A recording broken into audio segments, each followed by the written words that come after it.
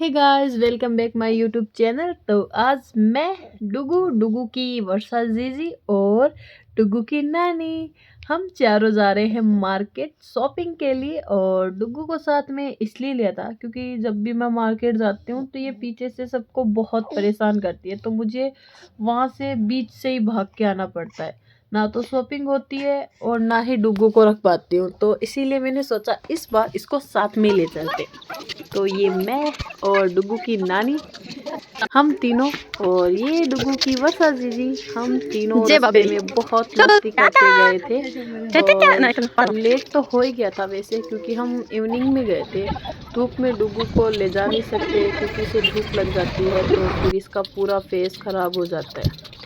तो पहले हम जिस शॉप पे गए थे वहाँ पे वो भैया थे नहीं, तो हमने सोचा पास में ही साड़ी वाली शॉप है तो कुछ साड़ियाँ खरीद लेते हैं। तो डुगू तो यहाँ बैठी थी, कुछ देख रही थी। सोचा कहाँ लेके आ गई, ये चारों तरफ कलरफुल दिख रहा था। डुगू बोर हो गई थी तो हमने सोचा क्यों ना इसे भी कुछ दिखाई दे तो इसके आगे ये साड़ियाँ रख दी ताकि ये खेलती रहे और हम भी आराम से शॉपिंग कर लें। तो हाँ, यहाँ से हमने कुछ साड़ियाँ खरीदी थी, बाकी कुछ नहीं। और शाम का टाइम था और अभी है विंटर का टाइम, तो दिन कैसे निकल जाता है पता ही नहीं चलता। हमने साड़ियाँ खरीदने में ही पूरे 2 घंटे लगा दिए, पता ही नहीं चला 1 डेढ़ घंटा कब चला गया। तो फिर फटाफट से गए हम ज्वेलरी की शॉप पे, वहाँ पे हमें कुछ ख़रीदारी करनी थी। तो डुगू भी बोर हो रही थी तो हमने उसको साइड में बिठाकर थोड़ी सी देर के लिए मोबाइल आगे रख दिया। वैसे मैं डुगू को मोबाइल नहीं देखने देती हूँ क्योंकि ये छोटे बच्चों के लिए अच्छा नहीं होता है, पर ये कुछ ज़्यादा ही परेशान करने लगी थी, बोर भी हो गई थी और भूख भी लग गई थी। तो इसलिए ये अपनी वर्षा जीजी के साथ लगी थी मस्ती में, और मैं और मम्मी कर रहे थे कुछ डिस्कस शॉप वाले भैया से।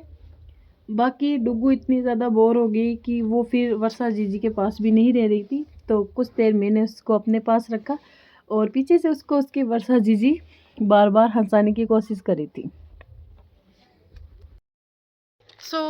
हमारी शॉपिंग तो हो गई है और कुछ खास नहीं हुई क्योंकि लेट हो गया था और टाइम भी बहुत ज़्यादा चला गया था, नाइट होने लगी थी।